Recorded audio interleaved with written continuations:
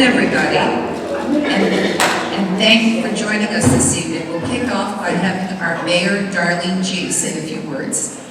Good evening, everyone. Can everyone hear me okay? Yeah. Great. It's nice to see you. Thank you for coming out. I want to thank the Orinda Association for hosting this. I want to thank our city manager, David Biggs, and our police chief, Brian Sullivan, and his officers here. It's an important topic to people here in Orinda, and I know that the most important thing we can do is communicate with our residents and make sure that you have all the information that you need. And I appreciate you coming out. It's nice to see you. It's a beautiful day. Hopefully you'll partake on your way out of our food truck evening out and enjoy the ambiance of Orinda tonight. But appreciate everyone's attendance, and I'll be staying here and available for any additional questions afterwards if anyone would like. Thank you very much for that, Darlene. By the way, I should have introduced myself. My name is Laszcz-Davis, and I'm the co-president of the Orinda Association. Darlene and I and Dave Biggs and the chief had spoken about the possibility of a town hall forum on crime prevention. These are challenging times that we live in, whether it's domestic or global, and I know a number of you have expressed concerns about whether or not we in our lovely little community are doing everything that we can do. And approaching this from the standpoint of partnership, both the city as well as the community, we thought we would hold this forum and see where this takes us this evening. So just in terms of logistics, we have the cards back there that if you're willing to write a question as we get to Q&A, write it down. In fact, we've got Jackie back there who said she would run to you to give you a card and a pencil. And then we will collate the cards up here and ask the questions towards the very end. In terms of presenters this evening, allow me to do the honors. We have Mayor Darlene G. To her left is the city manager, David Biggs. To his left is the police chief, Brian Sullivan. To his left, is it Anthony Rossi that we have there? Okay, yes. Anthony Rossi. And to his left, we have Daniel Marzilli. So these are our presenters for the evening. I think they'll be informative, and I think they'll provide a basis for good dialogue as we move towards the end of this. And with that, what I'd like to do is move this over to the Chief of Police, Ryan Sullivan. So if you want to come on down here. Good evening. Thank you for coming. I do, again, want to introduce Anthony Rossi. He is our detective sergeant, and Detective Dan Marzilli is our detective here in Orinda. I'd start with the police joke. But I don't have any. Go with the science joke, but all the good ones are going. All right. So, again, thank you everybody for coming. I want to give a brief presentation on 2023 with the Orinda Police and sort of some of the crimes that we were seeing in the city as they were happening. Some other things that we've been working on to go along with community outreach and neighborhood watch, and a couple things to get in your mind that will help keep you and your belongings and loved ones secure in your house. With those in mind, afterwards, if you have any questions, feel free. So the Lafayette Police, the Orinda Police Department is made up of it's a contract city with the sheriff's office. So all of the officers and myself and the sergeants are members of the sheriff's office. We do have a senior administrative assistant who is a city employee. We have an administrative sergeant and a detective sergeant. We do have one detective and then a traffic officer, followed with 8 patrol officers and reserve officers. Myself and the senior administrative assistant work a 980 schedule, and then our sergeant work like a 410 schedule. So they work Monday, Tuesday, Wednesday, Thursday, and then then the other half of the week with Friday, Saturday, Sunday, Monday. Our patrol officers are on 12-hour shifts, and they work Sunday, Monday, Tuesday, or they work Thursday, Friday, Saturday, and there's an overlap on Wednesdays where they work an 8-hour overlap schedule. And then, obviously, the 410 schedule. So, some of the things that we've been doing for community outreach, we participated in campus safety and safe gun storage education night at Miramonte High School. That was a well-attended event. Hopefully, they want to do it again and get even more. We hosted a national night out. Did anybody come to National Night Out? Come. If you were there, you saw me in the dunk tank. Sergeant Rossi was in the dunk tank. That was, unfortunately, it was August 1st, and it was the coldest day of the summer to be in the dunk tank. We hosted Coffee with the Cops at the community center. That was a really good event. It allows people to come and speak with myself, the sergeants, or whatever officers are present, and whatever questions they might have. Again, for 2024, we're going to go beyond the dunk tank. Not sure what we're going to do yet, but it should be interesting. We're going to do more Coffee with the Cops. Recently, we went to all the elementary schools throughout the week and spent a recess with all the kids. That was good. Got to play a lot of games, some football, and some other new invented games I've never heard of. Sergeant Rossi was the current champion of tetherball.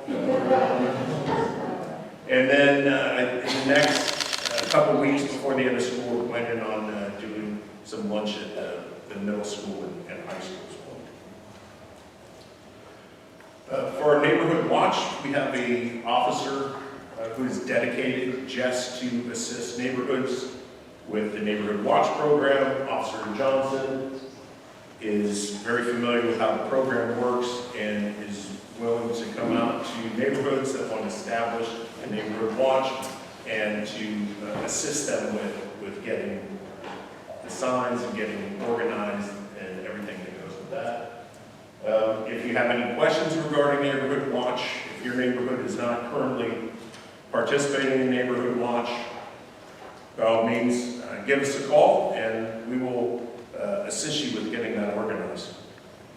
So for crime prevention, the one thing that we really want to stress is that officers cannot be everywhere at once, okay? And so as citizens of the city, it's really important that if you see something suspicious, call immediately and report it. It may turn out to be nothing important, it may not be suspicious to us, it may be completely on the up and up, but at least we'll know. More times than not, if something's telling you that something doesn't belong and it's suspicious in nature, then there's something suspicious about it, and we would like to at least go out there and figure out what's going on. Everybody knows 911. There's some issues with the 911 system if you're calling from your cell phone. Call from your cell phone, depending on what cell phone tower it's bouncing off of. It may go to Highway Patrol, or it may go to Sheriff's Office Dispatch. If your 911 call goes to Sheriff's Dispatch, it will be picked up fairly immediately. If it goes through CHP, there's going to be a transition time between them taking the call and forwarding the call to Sheriff's Office Dispatch. Sometimes people aren't comfortable with calling 911, so they won't call at all. I understand.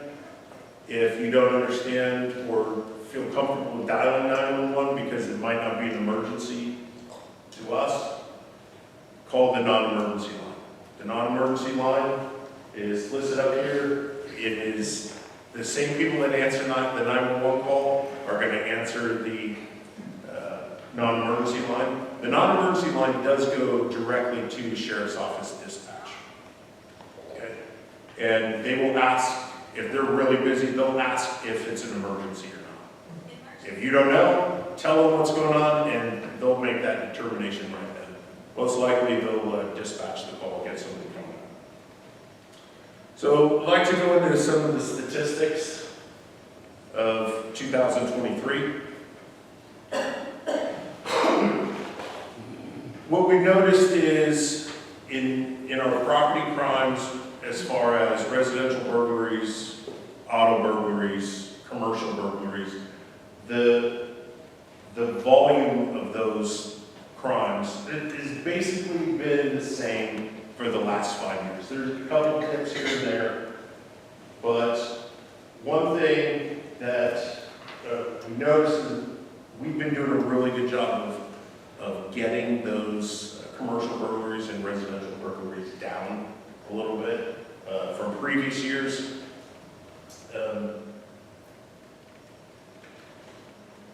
In the last 5 years, we've seen some spikes here and there with auto burglaries. About 5 years ago, they've been going down.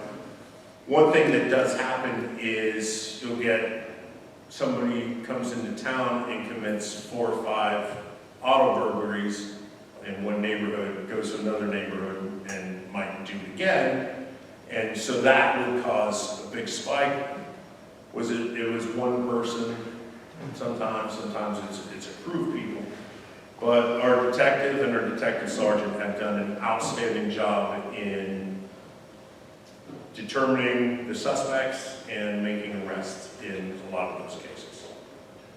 So in 2023, we had 23 residential burglaries, 12 commercial burglaries, and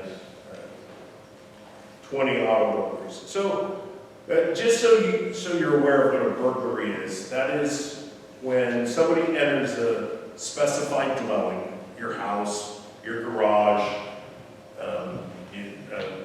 a shed you have in the back, and they make entry into it and they commit a felony or a misdemeanor by stealing. They take something from there, or they commit another felony. Okay, that's what a burglary is. So none of these were home invasions. Okay, we're gonna knock on wood. That's one of the biggest things that we don't want are the home invasions, which is when somebody's home and somebody breaks into the house and it's kind of like a takeover and they're tying people up or they're taking things from that person through force or fear. So it's the equivalent of a robbery. Okay? So none of the residential burglaries that we had were home invasions in 2023. See a lot of questions, a lot of statements, social media, that Orinda has had all these home invasions. We haven't had any. Okay? Some have occurred in other jurisdictions near Orinda. I don't want to say where, but they have not been occurring in Orinda.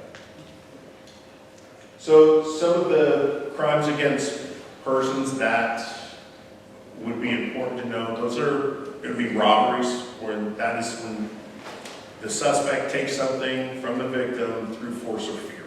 Okay? And they can be either an armed robbery or strong armed robbery. I think everybody understands the difference between an armed robbery, meaning the suspect was armed with a weapon. Okay? The strong arm is not quite the same. All right? And then, what is it? oh, so the strong arm robbery, a good example is if somebody goes into a bank and they rob the bank with a gun. Armed robbery. They go into the bank and they hand the teller a note that says, "Give me all your money, or else I'll do something." And that would be a strong arm robbery. Okay. And then we have assaults with a deadly weapon. So an assault against a person that's likely to cause great bodily injury. Right? And our numbers are very low in all of these. As you can see, we had one assault with a deadly weapon in 2023. In 2020, there were none. But 2, 1, It's very low, okay? So it's not something that we're so concerned that somebody's running around assaulting people with baseball bats or machetes. Our armed robberies have basically stayed the same over the last 5 years. 2019 there was one, and 2022 and 2020 there was two. And so you'll see like one or two difference. That's about it. And then with the strong arm robberies, again, fairly low. One of the main things that we've seen because of this, or that's caused this, is you used to see higher numbers with bank robberies. You don't see as much. Banks aren't giving the tellers as much money as they used to. People get caught easier now because of all the technology that's on law enforcement's side, and they're going to prison for a long time for $500, $600, $800. So I think possibly the criminals have realized it's not worth robbing banks anymore, like they used to, say, 10 years ago. Vehicle thefts, again, there was 24 vehicles reported stolen from and around Orinda in 2023, the same as the year before. There's a bit of a spike in 2021. It's something I can't explain why there was. We could call it because of COVID. I don't know. One thing that we have been doing a good job in the last 3 years is recovering stolen vehicles. And these stolen vehicle recoveries are vehicles that were recovered in Orinda, not necessarily vehicles that were stolen from Orinda. We see a lot of people coming into town from other cities, other areas, in stolen vehicles, and we've done a very good job of locating those vehicles and apprehending people in many of those cases. One of the things that has helped us with that is our AOPR cameras. So you see the last 2 years, our arrests have gone way up. We attribute this to more proactive policing versus a more reactive policing. Our officers are out on the street, they're making more car stops, they're identifying suspicious vehicles, suspicious persons that are coming in and out of the city. Most of these arrests, I would say they're probably warrant arrests for the most part. They're not all Orinda residents. A lot of these arrests were made on people that don't live here. The numbers are a little bit lower in 2020 and 2021. I wasn't here at that time, so I have to think COVID had a lot to do with it. The jails weren't taking a lot of people at the time because of COVID. But in the last 2 years, we've really stepped up our efforts for the community policing and being more proactive, having a better presence out in the streets to hopefully prevent any crimes from happening. And if we see something suspicious and we investigate it and it turns out that somebody has a warrant or they're up to something no good, or for whatever other reason, we do make arrests in those cases. So we do have several automated license plate reader cameras around the city. We have stationary cameras and we have some mobile cameras as well. Several neighborhoods also have privately owned ALPR cameras throughout the city in their specific neighborhoods, and they grant us access to those cameras, which has really helped us with solving a lot of crimes. We are purchasing some additional cameras to get a better coverage of the points of entry and exit of the city as well. So ALPR cameras are a great tool for officer safety. It allows us to get notified if there is a hot listed vehicle that might be wanted for a violent crime, and it triggers the license plate reader camera, which notifies us that this vehicle is in town, and allows officers to have that information before they locate the vehicle and just walk up to it as if it was just a normal vehicle stop. It's primarily an investigative tool. The license plate reader cameras really help us determine vehicles. Determining the vehicle often leads to being able to determine a suspect, or at least a lead. If it's a suspect, then we can do additional investigation to put a case together to make an arrest and present that case to the district attorney's office. It also helps us locating suspects, criminal investigation, and arrest warrants. Somebody that has an arrest warrant or they're wanted in another jurisdiction and they're associated with a vehicle, that vehicle could be hot listed by that agency. And if it comes through one of our cameras, we will be notified and where it's happened, what time it was, and possibly be able to locate them while they're still in town. It also helps us locate missing persons. It really, we get a lot of notifications on silver alerts.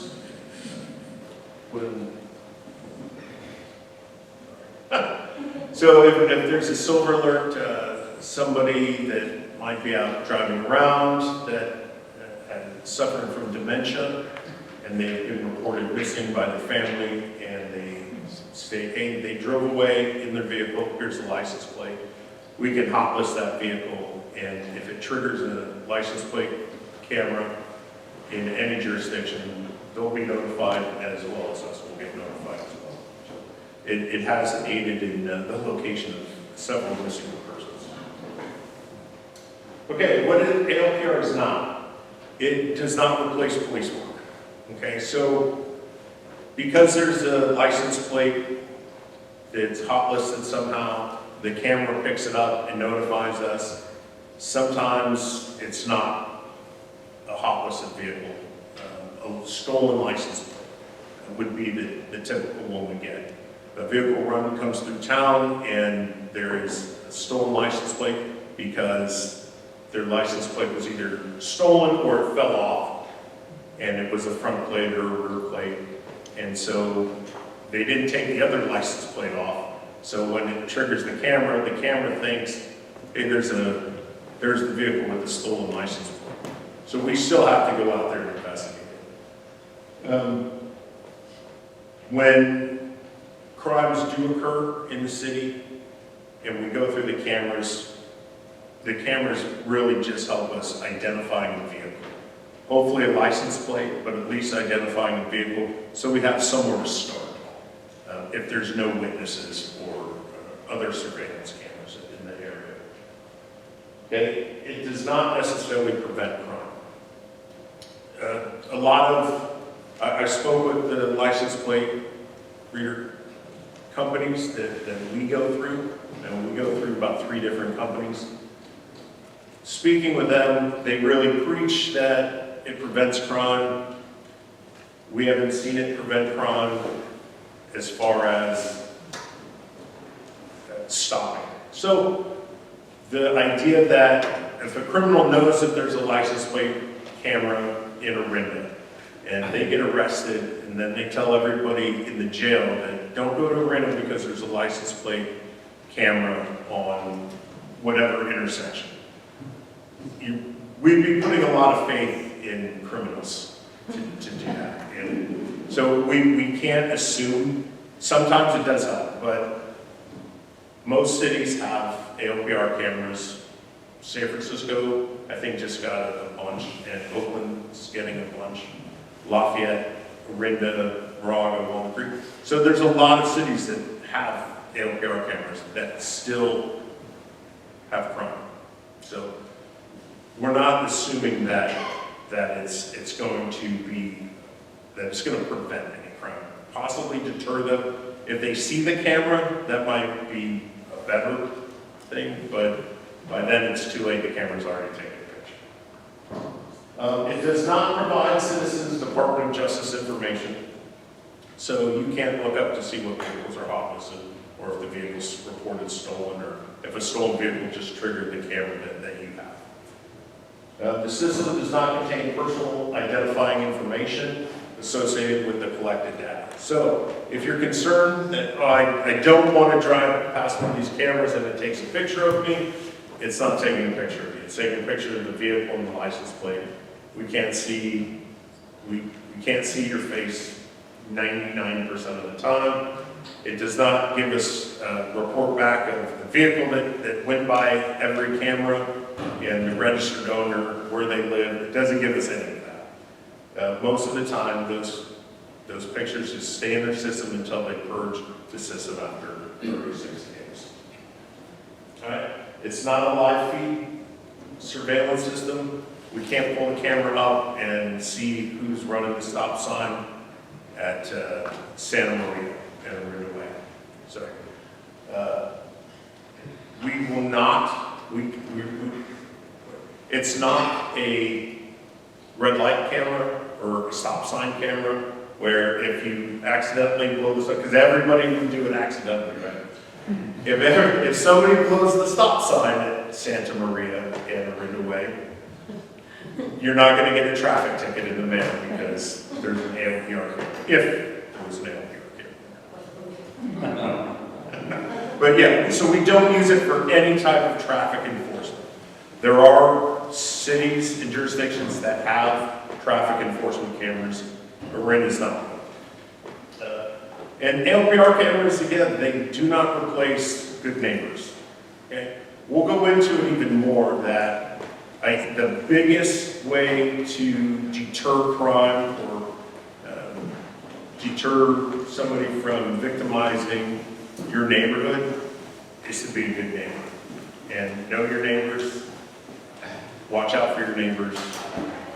Everybody used to do this in the 50s, 60s. You knew every person on your street. We're seeing a lot less of that, where people have lived in neighborhoods for 20 years and they couldn't tell you anybody other than their neighbor next door that they're arguing with over a property. So we'll just go through a couple of security tips. If you have anything further that you might want to know or additional, I'm sure Sergeant Rossi or Detective Marzilli will also be able to chime in. Again, know your neighbors. They are the ones that are going to tell you, hey, your garage is open, it's 2 in the morning. Is that an accident or did you mean to leave it? To keep your house safe, install adequate lighting. Have flood lamps, motion lights around your house, front yard, backyard, side yard. Those are really good. What we've noticed is criminals do not like breaking into a house that's well lit, because when they do go to break into the house, everybody can see them. I'm pretty sure they don't want to be seen. Just a hunch. Alarms. Alarms are great. I really like audible alarms that let all of your neighbors know that your alarm is went off. Alarms are also good because it goes to the alarm company calls the police. Sometimes that process is long, and it might be 5, 10, 15 minutes before they contact the police. They might go down the entire checklist of the first person to call for an alarm, second person, third person, fourth person. Nobody's answering, more calling the cops. So with that in mind, I like the audible alarm because it lets all the neighbors know, and the neighbors know if you're home or not, because why? You know your neighbors. So they know your schedule, they know when you're at work or if you're on vacation.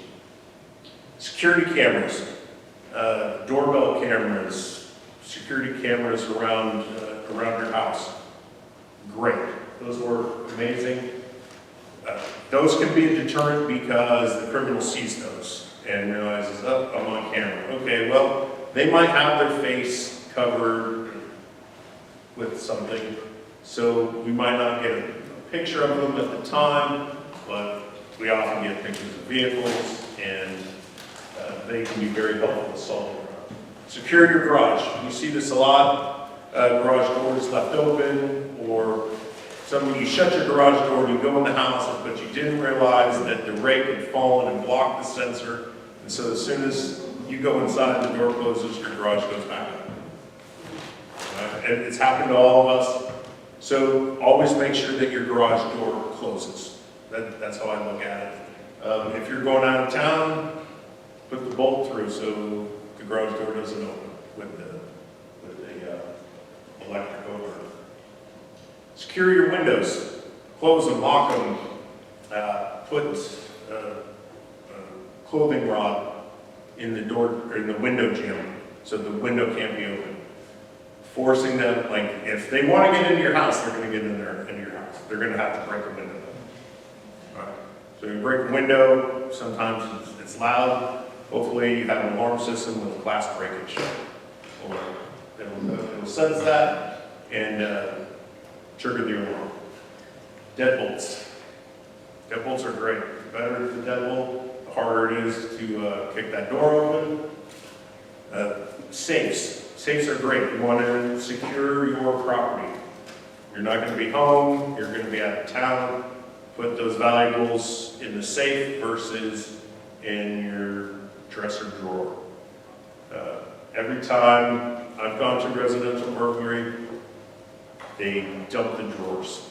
All of them. They look under the bed, and they're going to come in. They're going to be in and out in 2 or 3 minutes. They're not wasting time with trying to break open a safe. They're going to take whatever's in the dresser because they know people hide valuables in their dresser. Vacation house checks. If you're going on vacation, don't post it on social media and let everybody know that you're going to be gone for this week. Can't wait, I'm going on a cruise. I'll be gone with my unsecured house for 10 days between these days. Instead, give us a call. You can come down. You can even send us an email, request a vacation house check. Somebody will call you, get some information. Hey, where are you going to go, or how long you're going to be gone? What's a contact number for you? What's a secondary contact for somebody that can respond out if necessary? Are you going to have anybody coming by? Pool service, an electrician, or hey, we're going to have a new roof put on the house while we're gone. So the officers come by, they see people putting a roof on, they're not going to stop and think that, okay, that's a lot. So it gives us some information, their dogs and whatnot. Keep valuables out of your window. Don't put the Fabergé eggs right there in the main window in front of the house. I guess I put secure your garage again. So secure your garage. Lights on timers.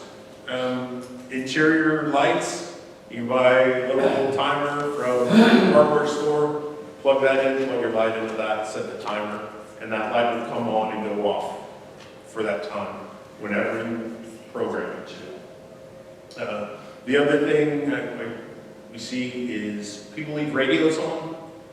TVs kind of give the impression that somebody is home if nobody's going to be home for a specified period of time. And again, know your neighbors. I can't stress that enough. It's the equivalent of see something, say something. With that, I have nothing else.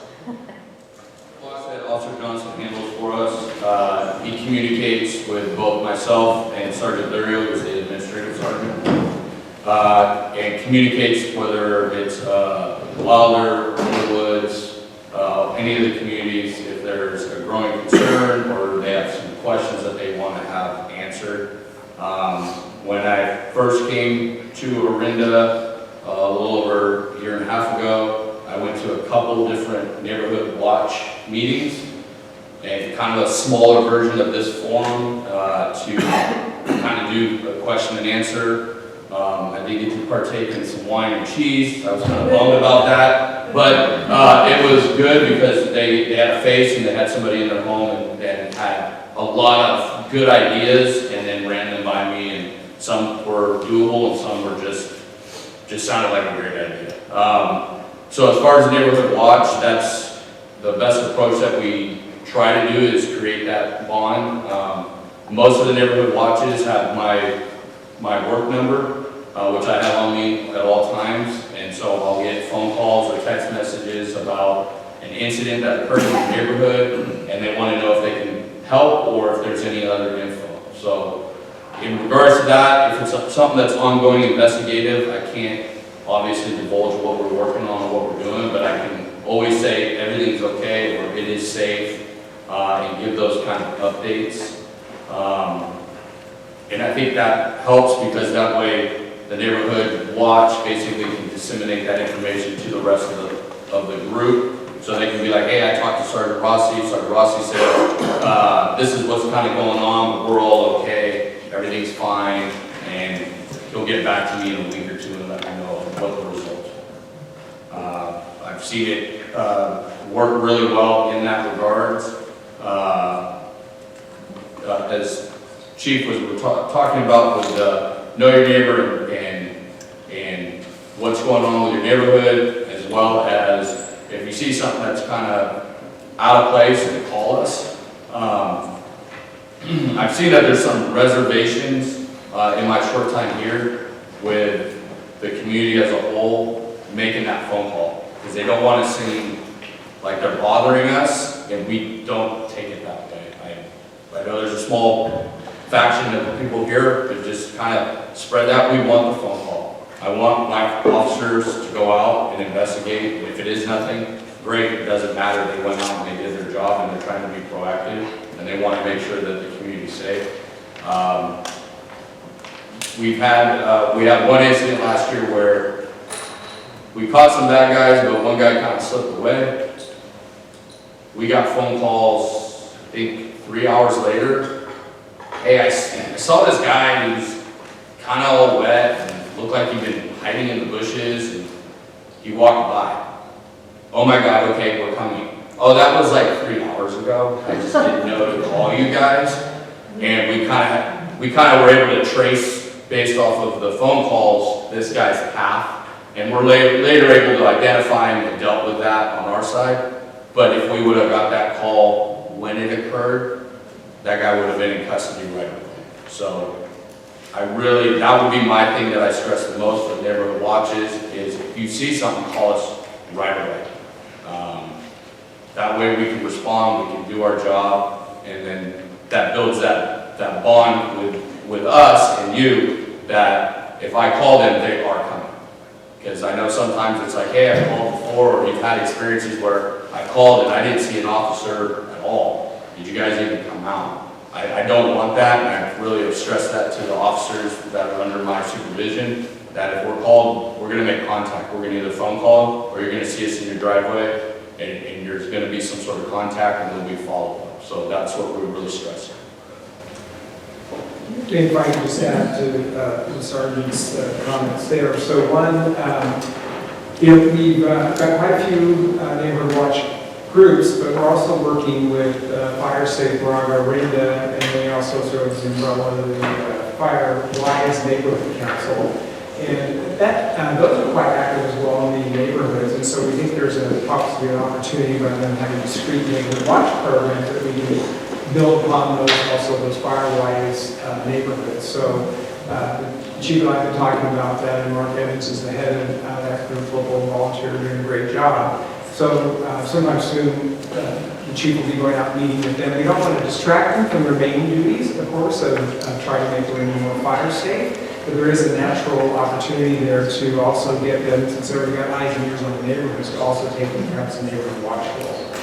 And then just one thing to add, so Officer Johnson, who is, we talked about being dedicated to neighborhood watch, so he is a patrol officer, his full-time duty, so when we say dedicated, his sole collateral duty, all of our officers do everything, we have a very small department, so it's his collateral duty, but he does then come in evenings, weekends, sometimes to engage, so that is the one point of contact when he's trying to grow that network. So people know we don't have a full-time neighborhood watch, but so we do some outreach, but if you're interested, give them a call, hook them out, work with you and some neighbors to help you launch that, because it is meant to be a grassroots program which we support. So.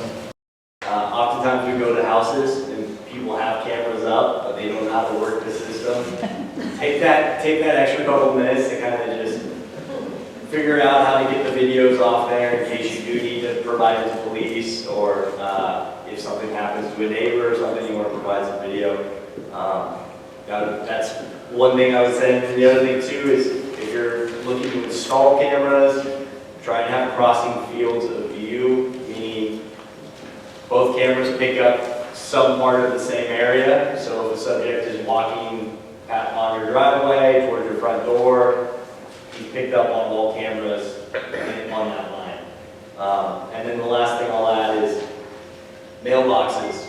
If you don't have a lock on your mailbox, I would advise you to do so. And don't let packages sit on your porch for long periods of time. Obviously, it's inevitable if you're at work or whatnot, but those are indicators to criminals that you may not be on. So just something to think about. Yeah, and on the package thing, fortunately, I kind of forgot to cover that, but Detective Marzilli brings up a great point. If you go to the National Neighborhood Watch website, they have tremendous information on porch pirates that are people stealing packages from your porch. If you go to their website and they have videos, they have a bunch of information on how to mitigate getting your packages stolen. And I think with that, we're going to bring this to a close. We thank you for coming. I'd like to thank Mayor Darlene G., City Manager David Biggs, Police Chief Ryan Sullivan, Anthony Rossi, and Daniel Marzilli for coming and joining us and sharing your expertise.